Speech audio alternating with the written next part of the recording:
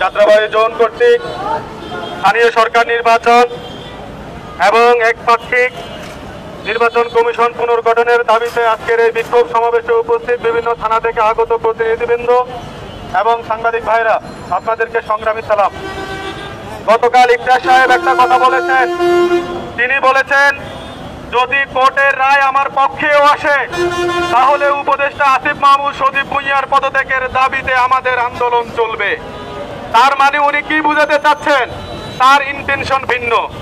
তিনি সরকারকে বেকায়দায় ফেলার জন্য একটা শ্রেণী গোষ্ঠী সুপরিকল্পিতভাবে রাস্তাঘাট বন্ধ করে দিয়ে, রাজপথ আটকে দিয়ে, জনদুর্ভোগ সৃষ্টি করে, নাগরিক সুবিধা যেন মানুষ না পেতে পারে, নগর ভবনের প্রত্যেকটা গেটে সিলগালা করে একটি জনদুর্ভোগ সৃষ্টি করে সরকারকে বেকায়দায় ফেলে ভিন্ন স্বার্থ হাসিল করতে চায়। সংগ্রামী জনতা, আপনারা জানেন গত 4 বছর আগে এই নির্বাচনকে বাতিলের জন্য যিনি আর্জি পেশ করেছেন, মামলা করেছেন, 4 বছর পরে তিনি একই আর্জি সংশোধন করেছেন তাকে মেয়রশিপ ফেরত দেওয়ার জন্য। তার মানে হচ্ছে একটা আর্জি করার পর 1 মাসের মধ্যে আর্জি সংশোধন করা হয়, কিন্তু সেটা 4 বছর পরে এসে ভিন্ন সাবজেক্টে আর্জি সংশোধন করে অবৈধভাবে তিনি মেয়রশিপ ফিরে পাওয়ার জন্য একটা অপতৎপরতা শুরু করেছেন। আমরা এও জানি যে রাজনৈতিক দল গত 15 বছরে প্রত্যেকটা ইলেকশনকে অবৈধ, অগণতান্ত্রিক এবং অবৈধ ঘোষণা করে রাজপথে প্রত্যেকটা প্রোগ্রামে বক্তব্য বিবৃতি দিয়ে আসছেন। যাদের কেন্দ্রীয় নেতৃবৃন্দ এই ইলেকশনগুলোকে অবৈধ বলেছেন, সেই লোকগুলোই এখন এসে সেই অবৈধ, অগণতান্ত্রিক নির্বাচনকে চ্যালেঞ্জ করে তারা আবার মেয়রশিপ আদায় করতে চান। যে নির্বাচনে একই সাথে একই মামলা বরিশাল সিটি কর্পোরেশনের খারিজ করে দিয়ে সেখানে তাকে মেয়রশিপ দেওয়া হয় নাই মুফতি ফয়জুল করিমকে, সেই একই মামলায় চট্টগ্রামে শাহাদাত হোসেনকে এবং ঢাকায় ইশরাককে শপথ পড়ানোর জন্য তাদের পক্ষে রায় দেওয়া হয়েছিল।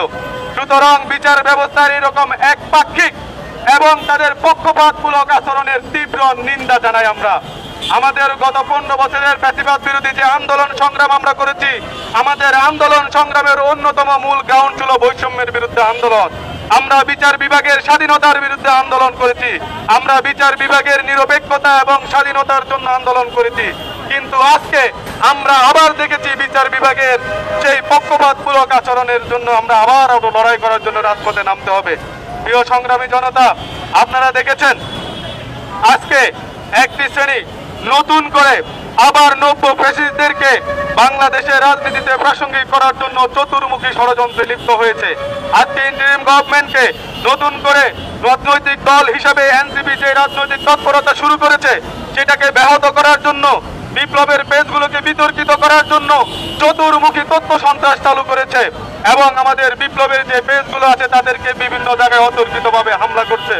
আমরা বলে দিতে চাই, এই বিপ্লবীরা যেভাবে বুকের তাজা রক্ত দিয়ে এই ফ্যাসিস্ট দৈত্যদানব হাসিনাকে বিদায় করেছে, তাকে ভারতে পালিয়ে যেতে বাধ্য করেছে, আবারও যদি আমাদের উপরে এরকম কোন নব্য ফ্যাসিস্ট জেগে বসে, আমরা বিপ্লবীরা ঐক্যবদ্ধভাবে বাংলাদেশ প্রশ্নে, বৈষম্যের প্রশ্নে, বাংলাদেশের গণতন্ত্র প্রতিষ্ঠার প্রশ্নে, ন্যায় বিচার প্রতিষ্ঠার প্রশ্নে আমরা আবারও ঐক্যবদ্ধভাবে আবারও রাজপথে নামবো ইনশাআল্লাহ।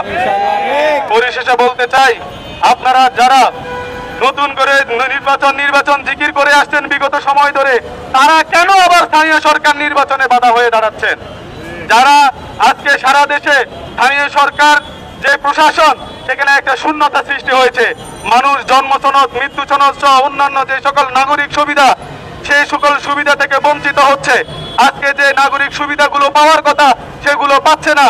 অন্যদিকে যে সকল চেয়ারম্যান, মেম্বার ইলেকশন নির্বাচিত ছিল তারা আজকে অনেকেই পলাতক অবস্থায় আছেন, আবার যারা প্যানেল মেয়র নির্বাচিত হচ্ছেন তাদের এই সকল নাগরিক সুবিধা দেওয়ার জন্য অথরিটেটিভ কোনো লেজিটিমেসি নাই। ফলত এখানে যে সকল শূন্যতা সৃষ্টি হয়েছে, এই শূন্যতা পূরণ করে নাগরিক সুবিধা অবাধভাবে প্রভাবভাবে চালু করার জন্য স্থানীয় সরকার নির্বাচনের কথা আমরা বেশ কিছুদিন আগ থেকে বলে আসছি। কিন্তু যে বাংলাদেশের বৃহত্তর রাজনৈতিক দল যারা জাতীয় ইলেকশনের জন্য বারবার প্রেশার ক্রিয়েট করতেছেন, তারাই আবার একই সাথে স্থানীয় সরকার নির্বাচনের জন্য প্রত্যেকটা জায়গায় বাধা হয়ে দাঁড়াচ্ছেন। ফ্যাসিবাদী আমলের ফ্যাসিবাদী আইনের অধীনে যে নির্বাচন কমিশন গঠিত হয়েছে, সেই নির্বাচন কমিশনার সহ অন্যান্য কমিশনাররা শুরু থেকেই তারা একটি রাজনৈতিক দলকে খুশি করার জন্য, তাদেরকে সুবিধা দেওয়ার জন্য এবং তাদেরকে নির্বাচনে তাদেরকে ফ্যাসিলিটেট করার জন্য তাদের পক্ষপাতমূলক আচরণ আমরা শুরু থেকে দেখে আসতেছি। সুতরাং আমরা বলে দিতে চাই, ফ্যাসিবাদী আমলের বিতর্কিত আইনে গঠিত যে ইসি, সেই ইসিকে অবিলম্বে পুনর্গঠন করতে হবে এবং আমরা এও বলে আসতেছি, নির্বাচন কমিশনকে জবাবদিহিতায় আনার জন্য একটা স্বাধীন সুপ্রিম জুডিশিয়াল কাউন্সিল গঠিত করে তাদেরকে পক্ষপাতমূলক আচরণ কিংবা অবৈধ আচরণ কিংবা কোনো এক স্পেসিফিক শ্রেণীর গোষ্ঠীকে নির্বাচনে বিশেষ সুবিধা দানের কোনো ধরনের কোনো বিতর্ক কিংবা অভিযোগ উত্থাপিত হয়, তাহলে সেটা সুষ্ঠু তদন্ত সাপেক্ষে নির্বাচন কমিশনকে বিচারের কিংবা তদন্তের আওতায় আনার জন্য একটি স্বাধীন সুপ্রিম জুডিশিয়াল কাউন্সিল গঠনের কথা আমরা বলেছি। কিন্তু একটি শ্রেণী গোষ্ঠী সেই সুপ্রিম জুডিশিয়াল কাউন্সিল গঠনের বিরুদ্ধে মতামত দিয়েছে। আমরা বলেছি, একটি স্বাধীন নিরপেক্ষ পুলিশ বাহিনী ছাড়া একটি অংশগ্রহণমূলক অবাধ নিরপেক্ষ নির্বাচন সম্ভব নয়। সেটার জন্য নিরপেক্ষ পুলিশের ভূমিকার জন্য একটি স্বাধীন নিরপেক্ষ পুলিশ কমিশন প্রয়োজন। কিন্তু বাংলাদেশের বৃহত্তর রাজনৈতিক দল যারা নিরপেক্ষ নির্বাচনের কথা বলেন, তারা আবার সেই স্বাধীন পুলিশ কমিশনের বিরুদ্ধে অবস্থান নিয়েছেন। আমরা সেম আপনাদের এই দ্বিচারিতা, আপনাদের এই ডাবল স্ট্যান্ডার্ড অবস্থানের জন্য তীব্র নিন্দা এবং প্রতিবাদ জানাই। আপনারা মানুষকে অতীতে ধোঁকা দিয়েছেন, সামনে নতুন করে বাংলাদেশের মানুষকে আর কোনো ধোঁকা দিতে পারবেন না।